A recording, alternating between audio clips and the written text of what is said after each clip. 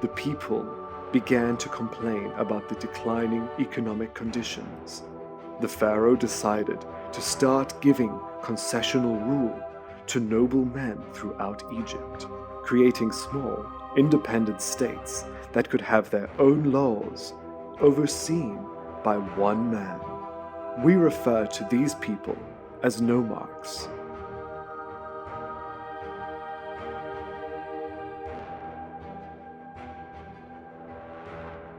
In Aswan, at Qubbet el-Hawa, are some tombs of these Nomarchs.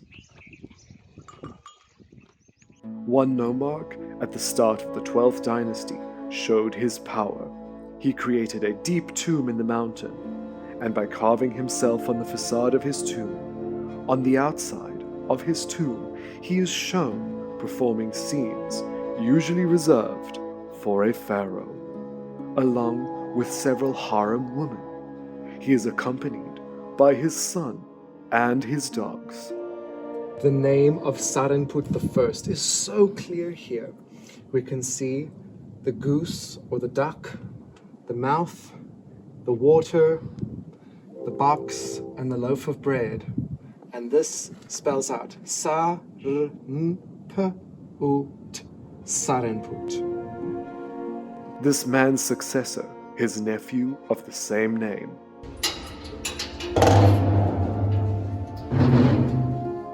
He had a deep and beautifully decorated tomb carved into the mountainside.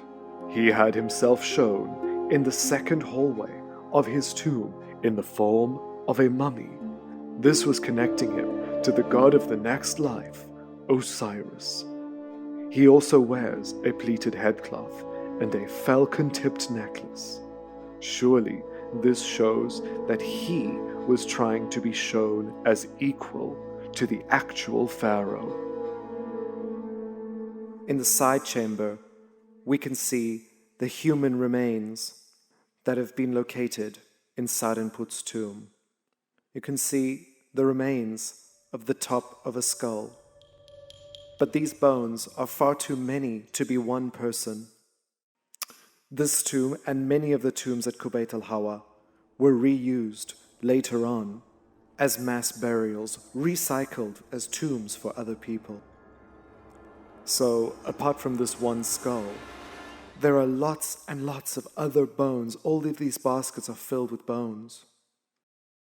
It's quite interesting because usually a tomb, you go in, you see it with all the lights on, you get a different feeling. When you see the actual human remains, it somehow humanizes the tomb. And it's quite a moving experience to be so close to people that once lived like you, like me, and here they are. Yeah, it's quite something. This is the owner of the tomb, Sarenput. Here he is wearing a beautiful broad collar necklace. He's holding a staff and a scepter. Sarenput is a nomarch, so he ruled, but he wasn't royal. He is here welcoming his mummy coming into his tomb. And on here is his son. His name is Ankh-Nura. Him and his son are depicted here in his tomb. As we go further down, we will see other family members of this man. He was of such a high status, he could afford a magnificent tomb such as this. Further down in his beautiful tomb, we can see him with his son and his wife receiving many offerings. In this piece here would have stood a statue of the man, of the nomarch. In front, offerings could be placed. His tomb, his actual burial, is further down.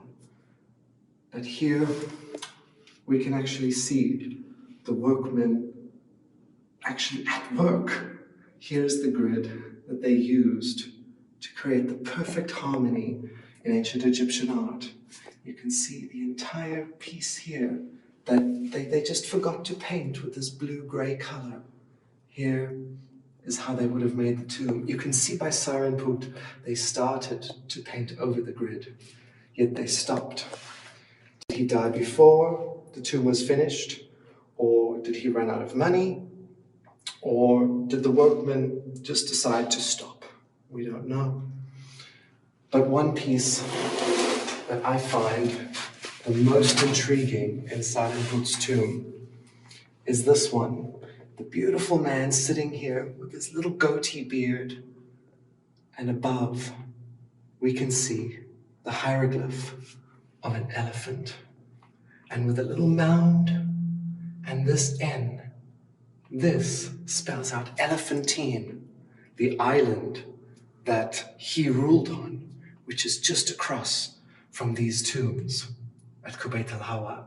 He ruled at Elephantine, and there it's written. You don't often see an elephant in ancient Egyptian hieroglyphs. And here we can see Khnum. Khnum was the god that Sarenput would have worshipped above all others at Elephantine. His name is written here in a cartouche as a royal.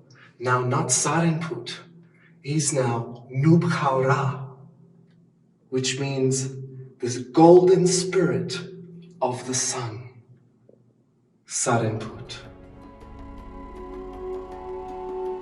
These Nomarchs even established their own funerary cult and ensured that their family and priests would continue to leave them offerings. Sarenput was the Nomarch of Elephantine, the island temple complex across from the tombs. Throughout the years, I have investigated many Egyptian queens and their illustrious lives. Now, join me, Curtis Ryan Woodside, in this documentary, years in the making, to finally learn more about Sobekneferu. She is the first woman who rules as king. Staunchly retaining her femininity. She changed the religious belief. She became a pharaoh.